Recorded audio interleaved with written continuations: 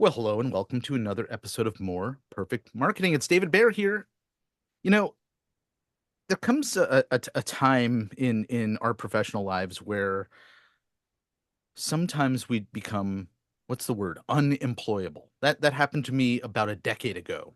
Um, I I uh, I, I was working for a company. The company imploded. I stopped being an employee and I started being an entrepreneur.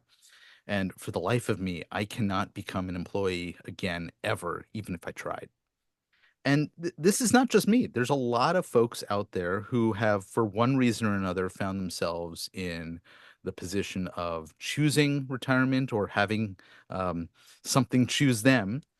And we still very much want to contribute and exercise our brains and be of service to others. And there's a lot of ways to approach this. One of the worst ways to approach it is doing it on your own. And that's why I'm really, really thrilled to have the opportunity to have today's conversation with Ted Prodromou, who's going to be sharing a little bit of his story and the fact that he's discovered that there's a lot of people who share this experience and what he's doing to help solve that. Hey, Ted. Hey, thanks for having me. Yeah, indeed. So I wonder before we dive into your latest project, if you can talk a little bit about the experience that I shared and what your experience and your perspective on the realities of our professional lives these days is like. It's been a wild ride for me. I moved to California in 1980, got a job in the computer industry when it was like very few jobs were available. It's like Silicon Valley was just getting started. So for 20 years, I had this amazing career working for IBM Digital and Cellular One. I was like the first network manager at Cellular One when they had 40 employees. So I've like at the beginning of the computer industry, got into networking as it was being literally developed, got into cellular when it was being developed. So I had this amazing career. And I remember saying, wow, I've had this amazing 20-year career. I'll never have to worry about a job in my life. Mm. Then the dot-com crash hit like a month later. That whole career literally was wiped out.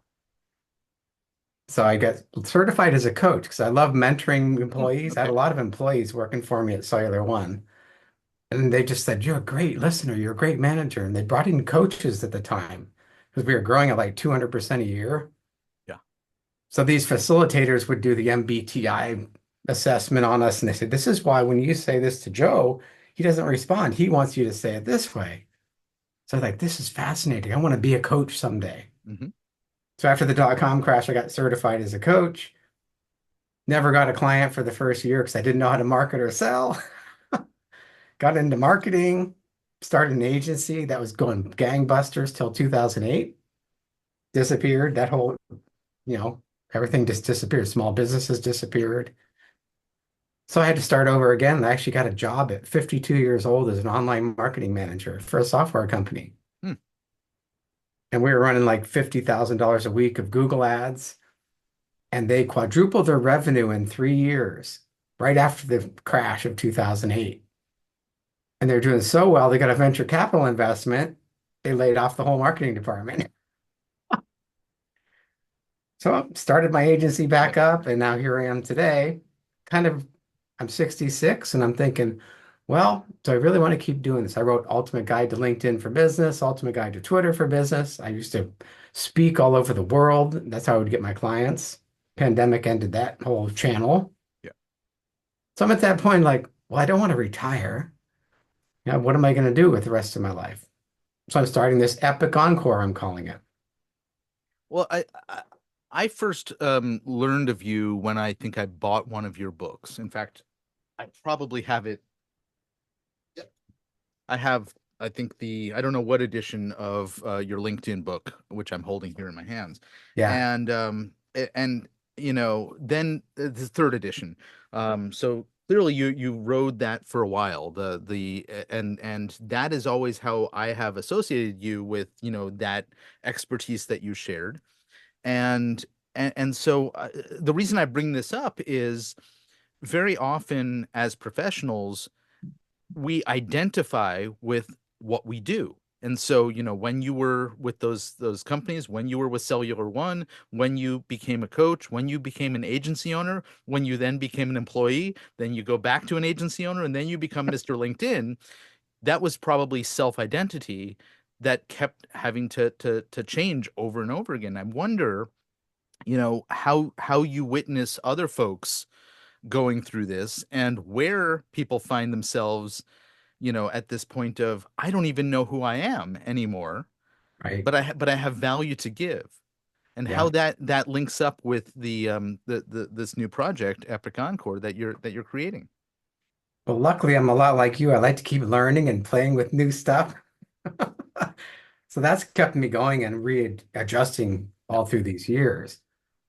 But now at this stage, I have a book club with Tom Ruwitch. We did through one book a month, and we read business books, and Hmm. then we have a group discussion. I find I'm getting to the point I don't like reading business books anymore. It's like it's all been said a million times in different ways. There's only so much you can say about it. Yeah. So what I'm finding is a lot of my friends are in the same boat. Like they just got laid off. I saw a stat recently, 74% of careers are ending abruptly now. Hmm. So you're going along, working your job, you're making good money, you're a senior executive, and all of a sudden there's a merger or acquisition, they lay you off. And that's what happened to me when I was doing the Google ads for the software company. They brought in this, we had 8 people in marketing. Company was growing like crazy. They quadrupled their revenue and they brought in the new CMO, who was basically the hatchet guy. Hmm. He pulls me in his office, shows me marketing department with 75 people in it. He goes, unfortunately, there's not a spot for you on there. Unfortunately, I'm the only guy doing online ads and SEO Yeah. for the whole company. So I'm talking to friends and like, yeah, I was doing a great job. I got promotions, and all of a sudden they laid me off. A lot of it's because we're making too much money. They want to cut, put in different staff, younger people, or they're just cutting staff. And we're all kind of like, well, what are we going to do with our lives now? Can't retire. There's a lot of people do retire early and they drink beer and they play golf and they're really happy. But there's a certain segment of us, I don't know what percentage it is. We want to keep learning, we want to keep growing and stay involved. So that's kind of what I'm doing. I'm going on this journey myself where the LinkedIn consulting kind of faded away. There's like a lot of competition now. Hmm. And most of the people that are, making it big as LinkedIn consultants are like 40 years old and they're really cool dudes. And And I'm finding too, a lot of my clients I've been working with sometimes 15 and 20 years, they're retiring. So I'm losing my connections into the corporations. Mm. And that, you kind of knock on their door, like, oh, look at this old guy knocking on the door. So I'm here on the Epic Encore website, and it says Epic Encore: Beyond Success, Leading, Loving, and Living Fully. And I wonder if you can talk a little bit about what your hope is in terms of what you're building. And maybe before we get into sort of that, we should talk a little bit about what just the vision of what you're building in the first place might be. Yeah, I just kind of evolving as my thought process evolves and I talk to different people. And what I really love would do is have people set up local groups to get together because it's great to get together on Zoom meetings and I have people, friends all over the world. You have people you talk to all over the world. We went to Europe last year and we actually met one of those virtual friends. And my wife goes, oh, you really do have friends. I know it's shocking. I have business partners and clients who I've never met in person, and Right. yeah, so there is something to this fabulous accessibility that we have to be able to get in front of anyone, but Yeah. we've lost something along the way in terms of that real personal experience, and when it's a business-based relationship, all of those other fun things that we do, like being able to go out and have a beer with someone or travel or just have a fun experience together away from the work. We miss a lot of that, don't we? Yeah. That human connection, it's real. Recently, Barry Kleiman, who's in Titan's group with us, he put together an intentional dinner, he called it. Mhm. So he had me invite a friend. We each invited one friend, and we got 8 guys together that didn't know each other. And we had a great dinner and we're talking. And then at the end, he had us introduce ourselves at the end. Hmm. One guy was a Stanford professor, another guy was a doctor. All these people, and they're all at like 65, 70 years old, Yeah. but they're still active. Some are retired, but they're still doing other things. They're volunteering or they're in on boards. They want to keep their mind sharp. That's really kind of what the whole essence is. They want to stay relevant. I did some Facebook ad testing with some phrases, and the biggest fear of men over 65 is isolation. Hmm. It gets like 5 times more clicks on the ads than any other phrase that I tested. Well, you brought this up, and I want to go down this path a little bit more because this is something that I asked if you would be open to chatting about. You're launching this new online community, right? What form it ends up taking will likely be dictated more by who ends up participating, and the we let the market tell us what to give them, right? Or what to sell Right. them. So the fact that you don't exactly know what it's going to look like in the end, that's okay. But you're trying to figure out, well, how do I get the right people in Yeah. there in the first place? And so you mention Facebook ads and testing phrases. Talk a little bit about sort of the process that you're going through in building this, because you're not officially launched it yet. Right. You have reached out to some folks like myself to participate in the project in one respect or another. Yeah. Talk about what you're currently doing and what your plans are to get this in front of the right audience. So I've been researching this for a couple of years because after the pandemic, I wasn't traveling. So my business dried up a lot because I wasn't traveling and speaking, getting clients that way. So I just started kind of looking in Facebook groups, people retiring, doing a lot of searches, and AI has been really a big help finding people, what they're talking about, and just going on LinkedIn and all the social media sites. What are people saying? And it seems like there's a group of people that they're fine with drinking beer and playing golf, which is Mhm. fine.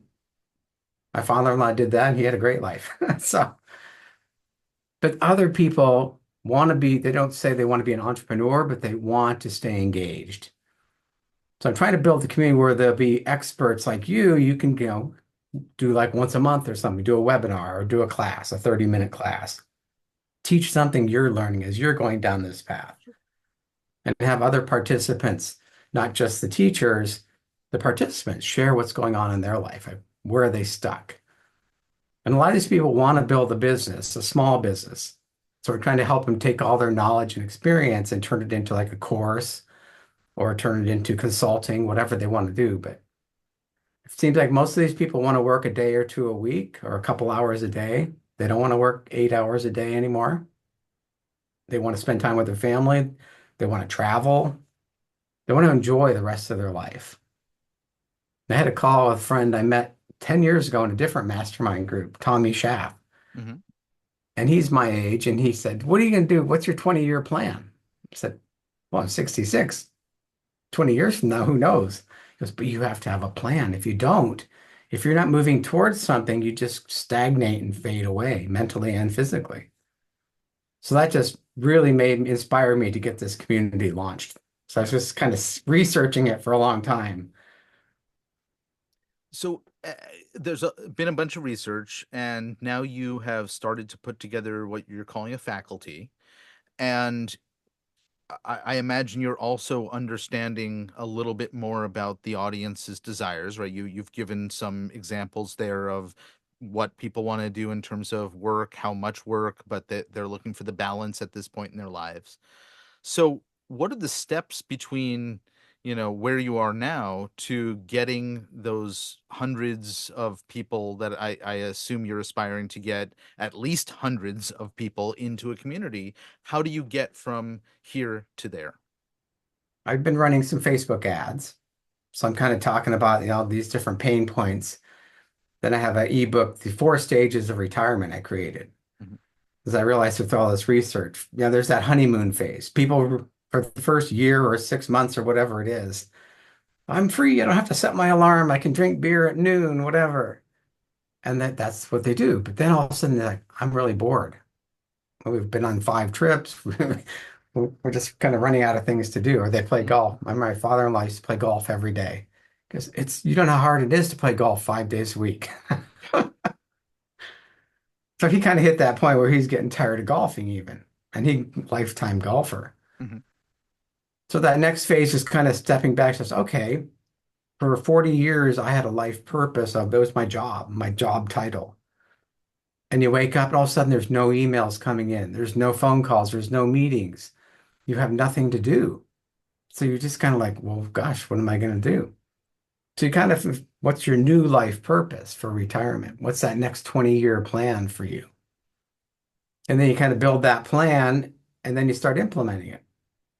So it's kind of a 4-step process, Yeah. but And so I want to go back to the Facebook ads because when you first introduced this idea, you were talking about the fact that you're testing ads out there and you're testing different phrases and language, and you've learned something about that, right? yeah, So you need to figure out, okay, what is it that's going to resonate with the audience in terms of the problem or the pain or the words that are getting their attention.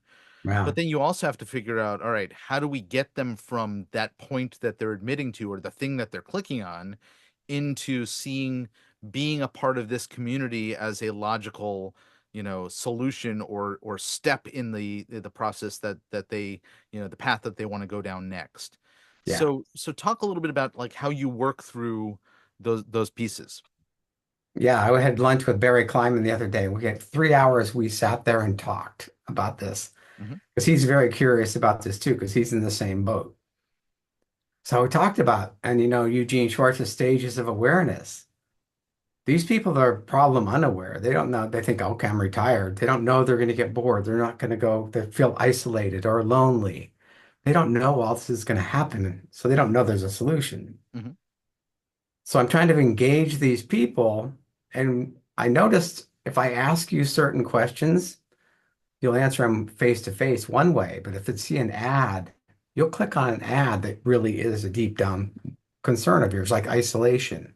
So can you give an example of that when you say if you ask a question in person, what are people evasive or do they misrepresent the truth or what do you mean by that? Yeah, if we were just talking about like if you were thinking of retiring, I ask you to, think about a year into retirement, what will you be doing? And you just probably think, oh, I'll be traveling, I'll be sleeping in, blah, blah, blah. But Hmm. after that honeymoon period's over, what's next? And we're slowly declining too, mentally and physically during that time. So learning isn't as easy. It's kind of like subconscious. Hmm. So it's really fascinating as I study this because I'm thinking, well, how am I going to get these people? You don't want to doom and gloom them like, oh yeah, you're going to be isolated and depressed if you're sitting at home all day. Like my wife, she's like out of the house 40 hours a week playing Hmm. pickleball and golfing, and the women have circles of friends. Yeah.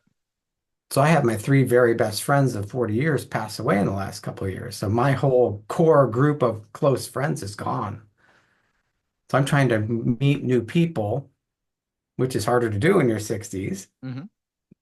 and just kind of build a new friendship, a circle of friends. Maybe it's go traveling together. We used to go to Lake Tahoe and gamble for the weekend, Yeah. stuff like that.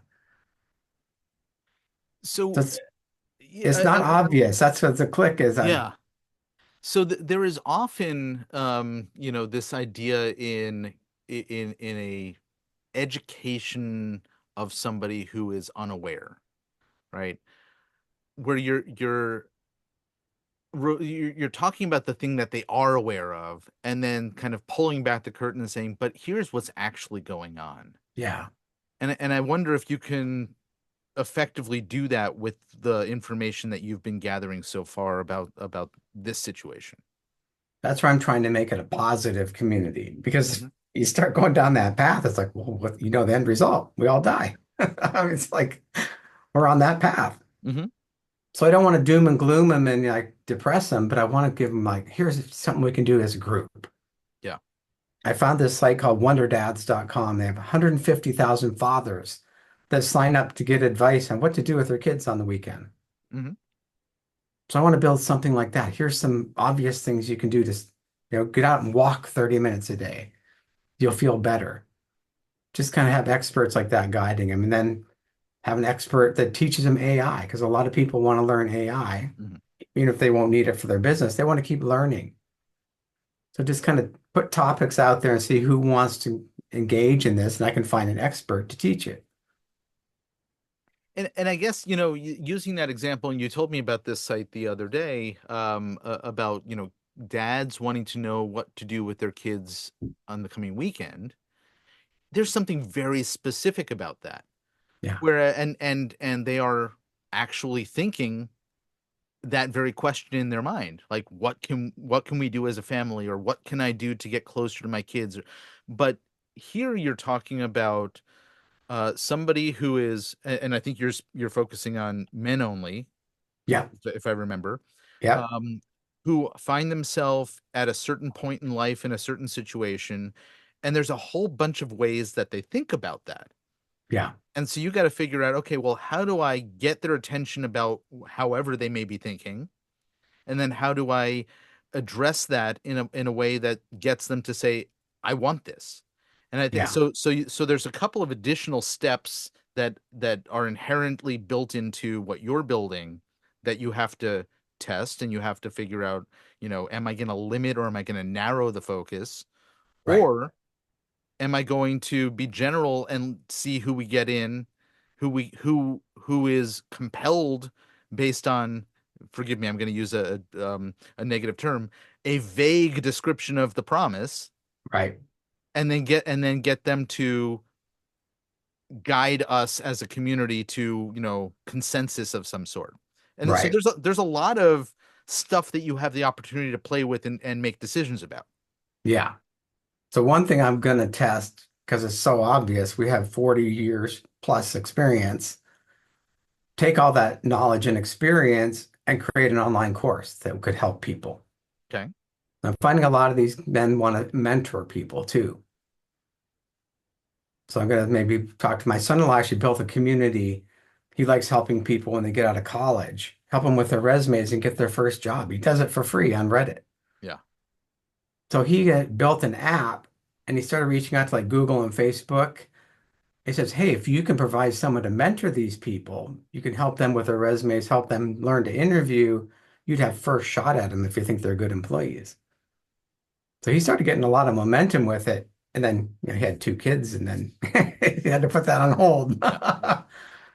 But there's a lot of people, older people that want to mentor people. They don't care if they really get paid, even. They could match them up. It's like maybe, here's how you can mentor people. Here's where you go and you can sign up and be a mentor. So, And I think, you clearly have built into the name of this Epic Encore, right? It is suggestive of something that is, you know, big or impactful in the next stage after whatever you've done before. And right. so you have lots of different things you can fill in there. And as I'm thinking out loud here, um, the more specificity, mentorship or entrepreneurship or something Yeah. that specific, you get people into a community with all kind of discussing the same thing, Yeah. and that's one way that you could play it. But you also have the opportunity to say, you get to decide what this is.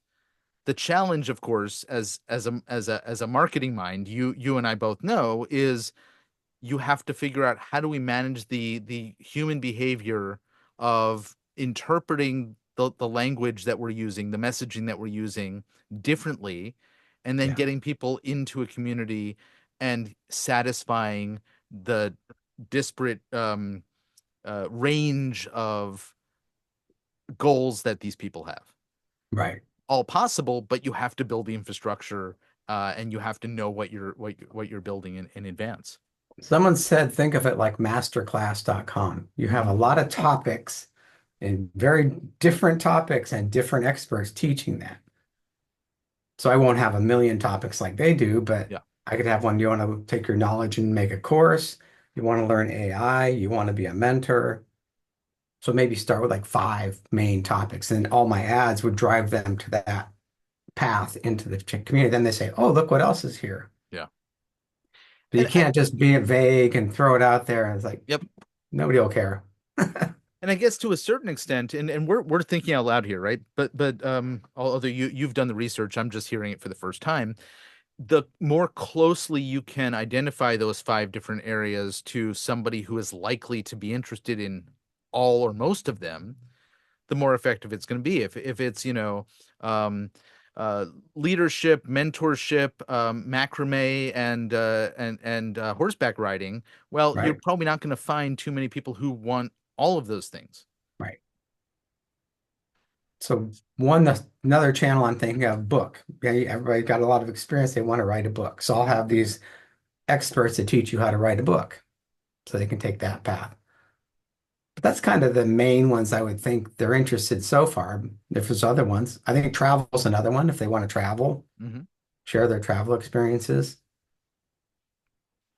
So you're at the stage where you're obviously you're doing some research, you're testing. What is the plan in terms of, building this out, and how do you open the gates and let people in? You had mentioned something to me a couple of weeks ago about building an audience, and I Yeah. wonder, is that still sort of part of the path? Yeah. That's part of the audience. I'm filling in with content. I'm interviewing a lot of people. So the kind of the themes are starting to come through. What's cool, I can take all those interviews and all that information, and Chat GPT can summarize it for me and Hmm. say, here's what the focus is. So I'll be doing that as I get more content on there. Hmm. But I'm just kind of figuring, okay, I'm gonna open the doors. I'm gonna do like the Wonder Dads. They charge 99 bucks a year. Yeah. So it's a very low bar to get in. I'm gonna do 12 bucks a month or 99 bucks a year. And as it grows, they added a VIP level. So I Hmm. could have, more intimate. Have you ever seen MEA Wisdom with Chip Conley? He's Oh, like the yeah. king of this market. He Yeah. worked with Airbnb when they were starting up. He consulted there. So now he's taken this to a whole level. He's very vague about his. It's like, what's your life purpose? Really stuff I learned in coaching. Sure. But he has two retreat centers. It's 5,000 bucks or 6,000 bucks for a 5-day retreat where you can go learn about transitions in life as you're transitioning from your corporate career into your path. So you literally live at these retreat centers for 5 days. Like, I don't want to go that far, but Hmm. I could see referring people to him. Yeah. That would be like the Super Bowl of this market. Right. And I guess again, in you have to know where you're going in order to build the thing that you're building. And so, with somebody like him, the likelihood is that he had a lot of people following him or in an audience, who he recognized will never ever become Right. customers or pay him a dime. But the fact that he's been able to build that following gives him access to the people who he does want Yeah. to sort of graduate to the top and say, I want to be part of this. And that's, that's the same play that we see from Gary Vaynerchuk, or from uh the guy whose name I've suddenly forgotten, but his books are right behind me. Alex Hermosi, right? Yeah. Where they're only doing business with a tiny fraction of the audience that they've developed. Right. The $99 a year model is not a model that's going to, pay for your retirement unless you have thousands of people in there, right? Right. So figuring out, these are all elements that I know, knowing you, are part of the consideration of what am I building and how am I building this, and what is the formula that is going to get me the outcome that's going to be best for the thing I'm building and for the participants in that community. It's kind of like Perry Marshall. You ever hear him talk about the $3,000 espresso machine at Starbucks? Yes. They Yep. Yep. he always talks about there's like you can go in and buy one any day of the week. They maybe sell one a year, may not sell any, but it's Hmm. available. So to get to that level, that would be I'd send him to Chip Conley, spend 6,000 bucks for a week. Yeah. And but with me, I'm in a good position where I don't have to make a lot of money with this. This is more to keep me focused and busy myself. Right. So it's my passion project, my legacy project. Then if I do a VIP level and do one-on-one coaching, I could definitely bring in 10, 20,000 a month. There's so much more that we could be covering. We are out of time, and I know that we'll do a follow-up conversation once the gates are officially open and see what you ended up doing in terms of building it out and growing it. And I'm excited to be part of the adventure that you have. For now, if folks want to learn more about this and discover what an epic encore of their own might be like, where can they go? Epicencore.life.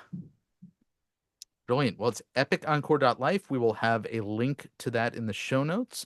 And that is extensive explanation and invitation and opportunity to join as a participating member of the brand new community.